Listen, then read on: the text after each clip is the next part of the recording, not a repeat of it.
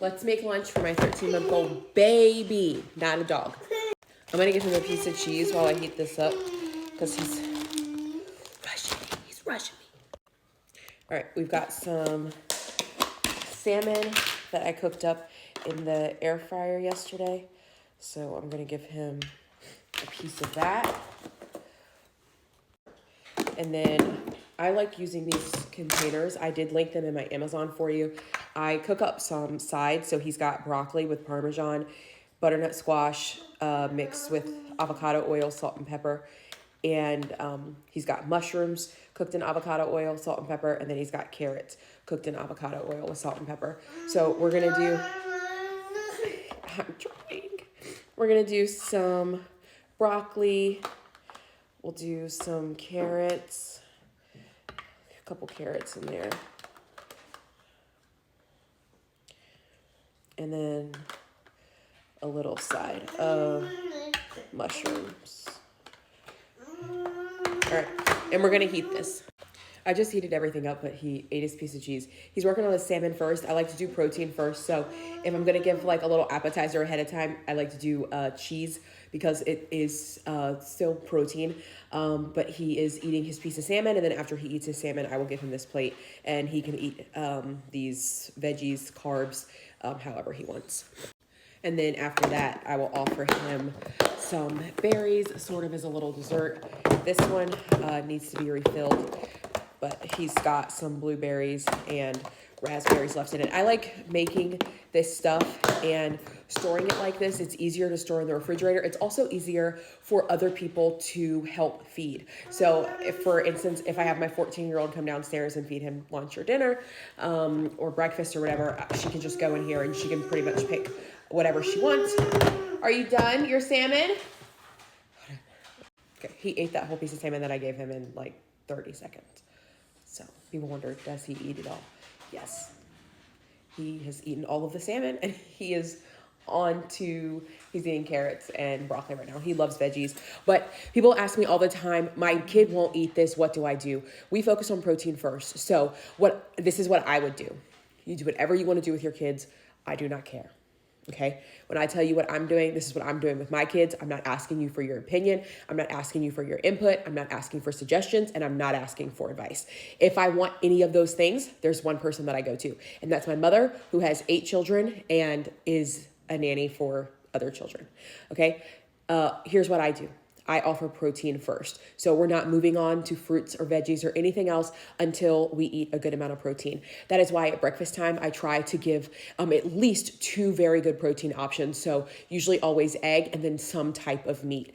People are like, well, where's the pancake? Where's the waffle? Sometimes we do grain-free waffles. I haven't made a grain-free pancake yet, but I like to focus on making sure that in the morning time, which is usually his biggest meal because he is the most hungry, because he sleeps through the night, that I'm getting in as much protein as possible. We don't do snacks. We do breakfast, lunch, and dinner. Sometimes based on what his nap schedule is, he will sleep through lunch.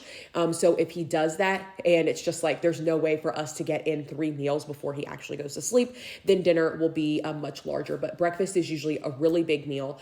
And I will let him eat until he does not want to eat anymore. Because of the types of foods that he's eating, it's going to be really hard for him to overeat. Now, if I was feeding him a bunch of sugary filled foods, then yeah, those foods are designed for you to be able to overeat and to override those mechanisms that are built into our bodies that tell us that we're full. It's called the bliss point, and it's really sad, but food scientists literally do this research on children as young as 5, where they take them into laboratories and they test out these food with enough chemicals in them to override that signal in the brain that says that they are done eating. When your baby's eating clean, healthy, whole, like single ingredient foods, it's really hard for that to happen. So people might disagree with the way that we feed and this, that, or the third. I don't care. Again, I'm not here for advice. I'm not here for opinions. I'm not here for suggestions. I'm not here for any of that. We're just here to share what we do because people ask what we do. And this is what we do. This is what works for our family. So preparing it like this, getting some sides. These are all healthy carbs. They are veggies. He has the butternut squash, the mushrooms, the carrots, the broccoli. Sometimes he loves asparagus. He loves green beans. And usually he will go through this in about 4 days. he will go through one of these. So I usually will prep this 2 times a week, and then I will do 2 proteins for him. He has at least 2 proteins for him that are prepped like this. So he has the steak that he had for breakfast this morning. If you go back to the video right before this, you will see that steak. And then he has 2 pieces of salmon in here. So then, you know, in the next, this I prepped yesterday, so this will last me probably, you bit your tongue, oh no. He bit his tongue while eating a piece of broccoli. So far he's finished all the salmon, he's finished broccoli and carrots, and now he's on to mushrooms. But this is just what we do. This is what works for us.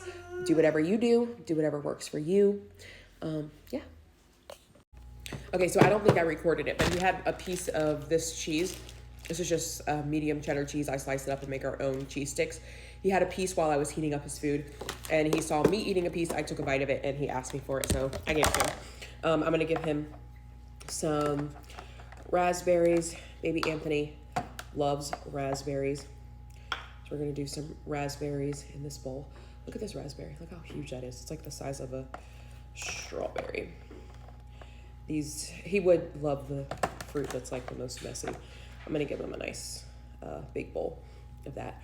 And then he'll have some blueberries left over for dinner, some raspberries left over for dinner. And then I'm going to need to order some more fruit. For reference, here is his bowl. He is eating his last mushroom, and now I'm getting ready to give him his raspberries. And he's going to finish this meal off with a goat milk and water mixture. We mix it. I feel like if your baby doesn't eat very well, then you probably don't want to mix it, but we give this as a beverage, not as like a source for him to get nutrition. But I tried giving it to him just straight, and he drank it just fine. And then I was like, I wonder what would happen if I watered it down a little bit.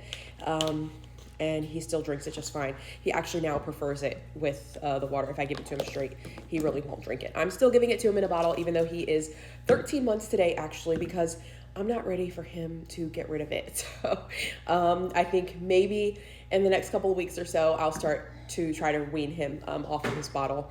But for right now, we're still giving it. Again, I'm not looking for advice, opinions, suggestions, any of that. And he finished his raspberries.